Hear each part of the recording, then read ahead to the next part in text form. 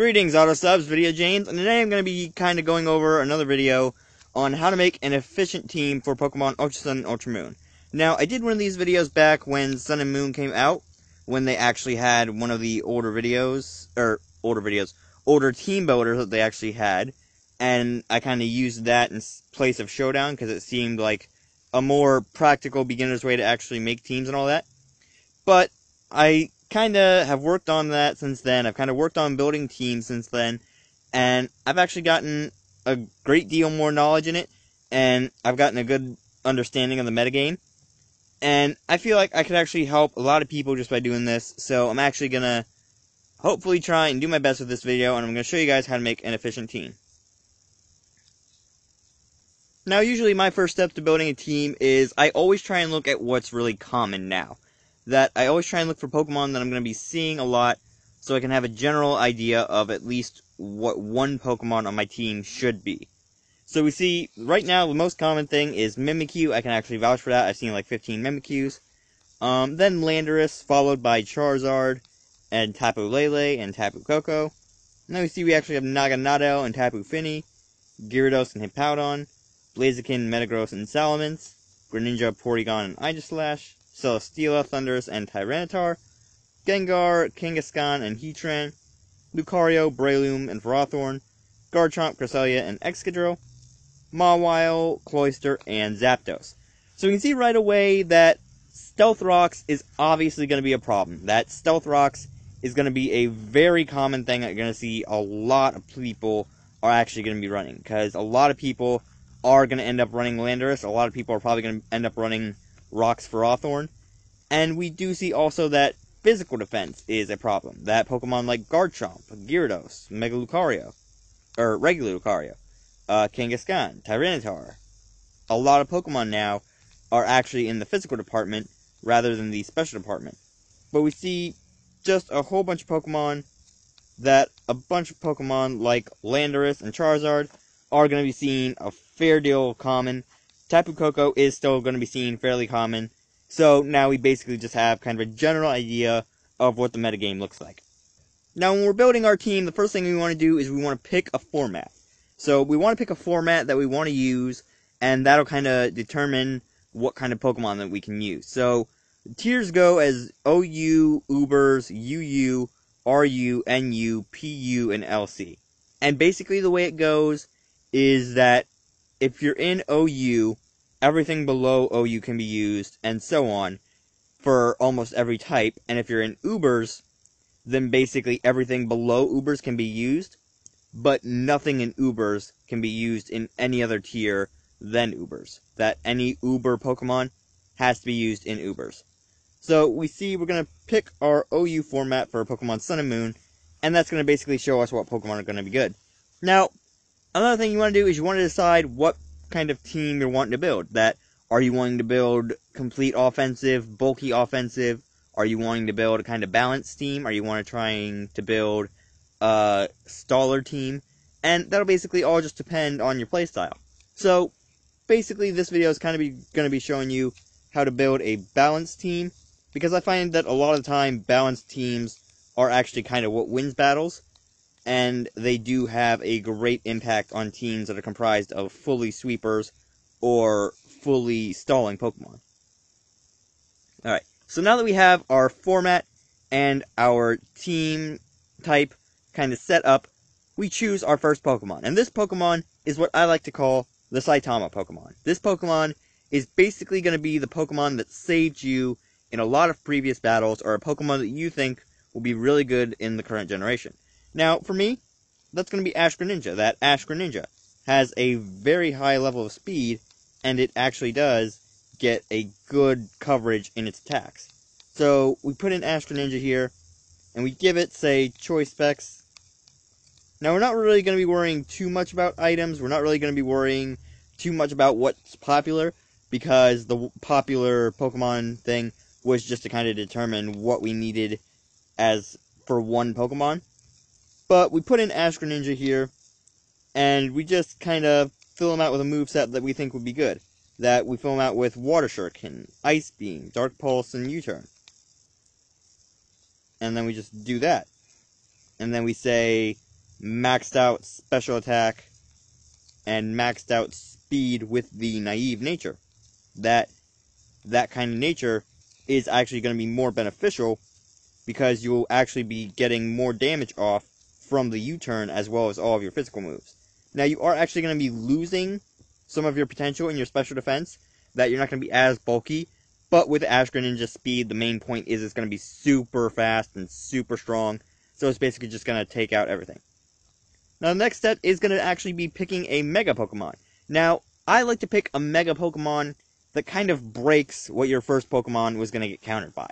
That stuff that would have countered your first Pokemon, like, say, Greninja, is probably something that you want to use. So, I would throw in something like Mega Venusaur. That Mega Venusaur gets a lot of special defense, and usually that's what you're going to see used on a Greninja. That stuff like Tapu Koko is going to come in, and it's going to try and take out Greninja with a Choice Specs Thunderbolt. At which point you can just switch in to Venusaur and take the hit, and then the next turn you can Mega Evolve and just absolutely wreck the Tapu Koko with a Sludge Bomb.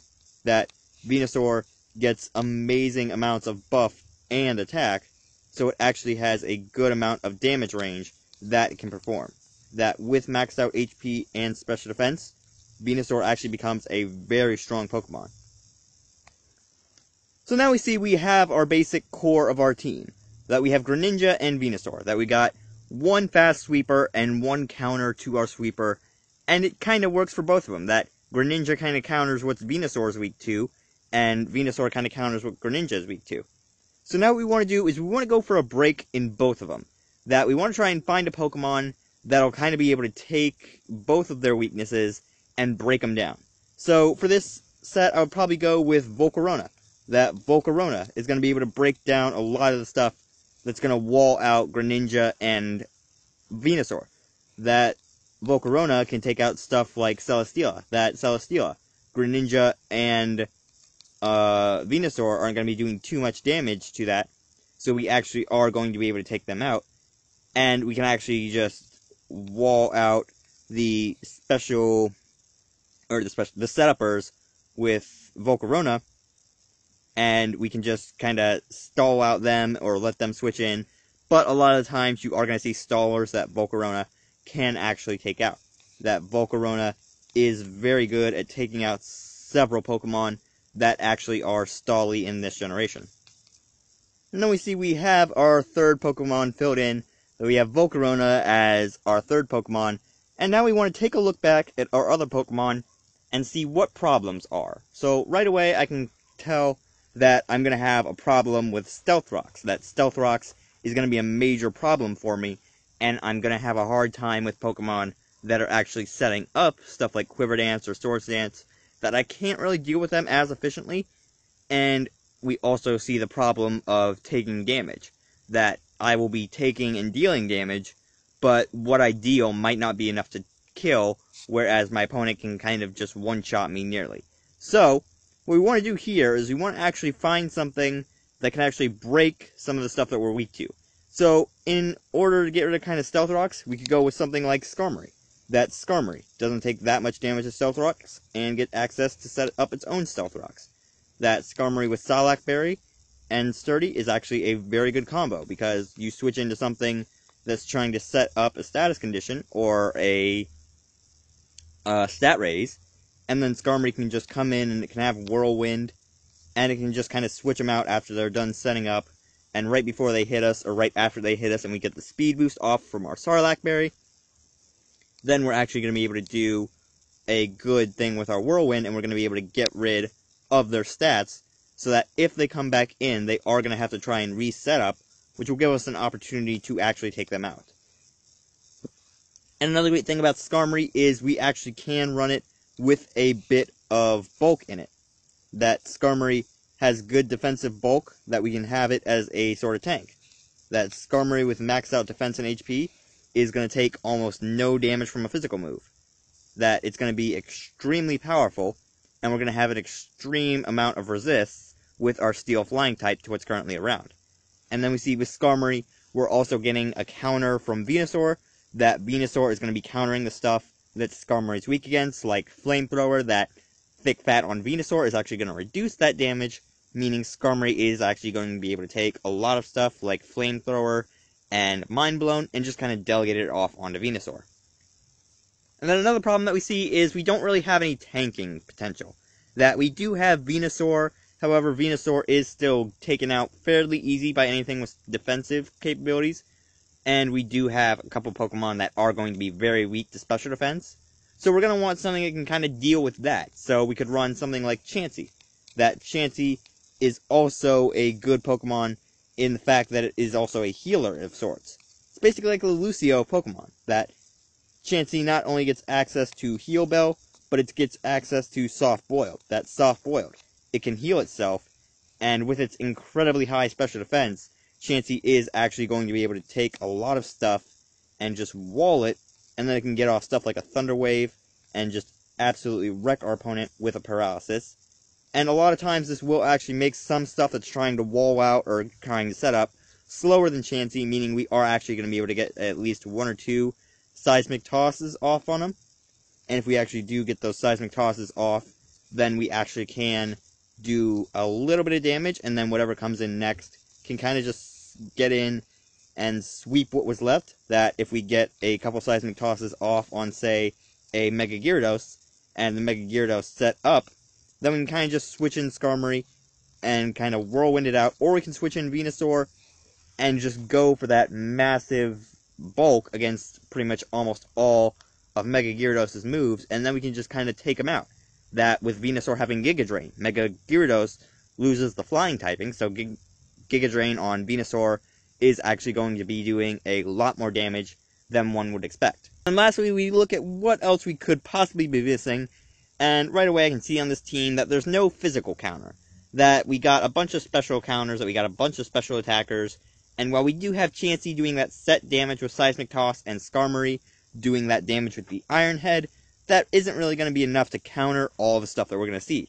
So we could throw on something like Lucario. That Lucario, you can run it a multitude of ways, and it can be good in almost every way you run it. That you could run it Choice Scarf, that we don't have a Choice Scarfer yet.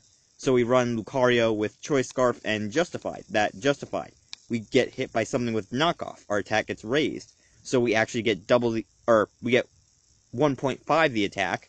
And then with moves like Close Combat and Earthquake, we can actually do massive damage to our opponent.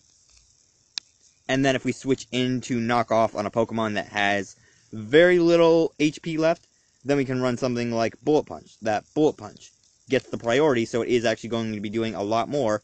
Plus, with that added bonus from the Justified ability, we are actually going to be getting a lot more damage off on the Lucario.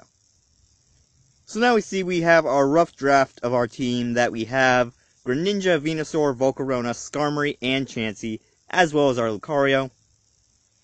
We see we've done a good bit of planning. We've kind of tried to counter a lot of stuff that we're going to end up seeing. So now what we want to actually do is test out this team. Now, you can run other sets on some of these Pokemon. I would actually recommend running other sets on some of these Pokemon. But there are other ways that you can just kind of run it and actually be efficient at running it.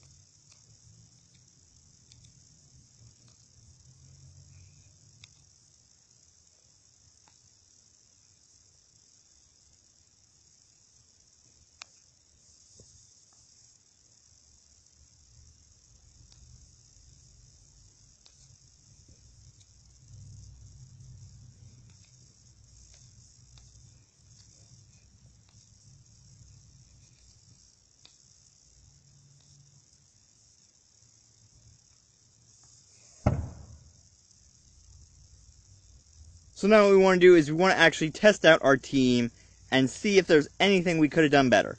Now, usually there is going to be a few weak areas in your team the first time you use it. There are going to be a few areas that you can see that you can actually try and improve. And there are going to be a few areas that you see will actually serve the purpose that you want. So there's a bunch of ways that you can test out this team, but my recommendation is you just take it into battle with an alternate account, that you log in to an account on Pokemon Showdown that you don't use regularly for actual competitive battling, and you just kind of try and set up that you can just try and see how well the team runs, and you can see how good it is against other teams, that you can kind of just test it out against your opponents and see if it'll actually work in the real game. Now, this is actually a match that I had against someone else. This was after I tested this team and approved it. You can actually run this, and it works out really well. And if you'll notice, this is actually the same team that I did the video on. Yeah, I was kind of using the same team that I'd built just as an example, because I didn't really have the time to come up with new team schematics and kind of draft a new one up. But you see that we're testing out the team right now, seeing how it works, kind of getting the feel for it, and we see it actually is working out really nicely.